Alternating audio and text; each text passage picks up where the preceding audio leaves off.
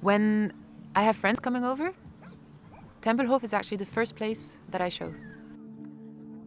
We go in a Späti, it's a sort of local store. We buy a beer and we just sit here. And it's enough. Each time it's exactly the same thing. I explain their history, I tell them it's amazing, you won't believe it. But here they're always amazed.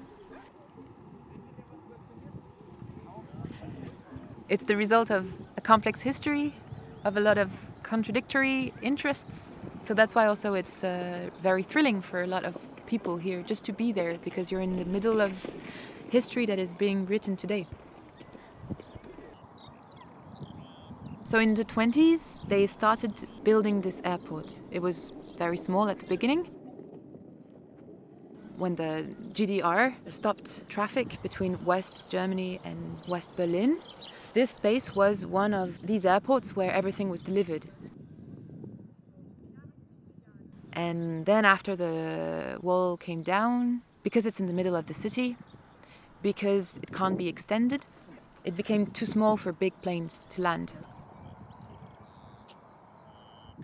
Suddenly there was this big question, so let's close it. And that was in 2008.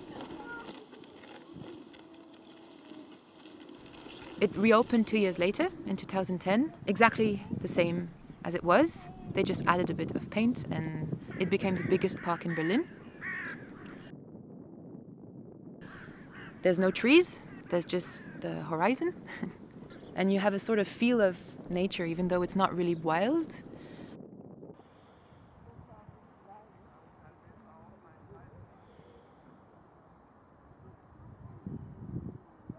Because it's so big, there's a lot of interests in this place. Different ways of seeing the future of this space.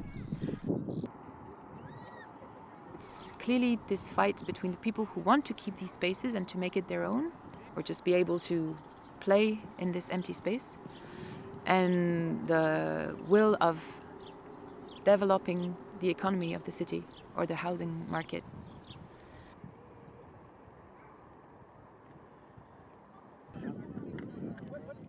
Nobody really invests in this space, because if you start building or if you start putting infrastructures, it's a way of accepting that it is a park. And now, because there's so much tension about the future, if you start planting trees, it means that the buildings won't be built, or it's a way of accepting the future. So I guess that's why it's this sort of nothing happening, because if you start doing things, you chose already. And it's amazing because it's absurd. It doesn't exist anywhere else, so much space in the center of the city. So just to come for a beer is enough.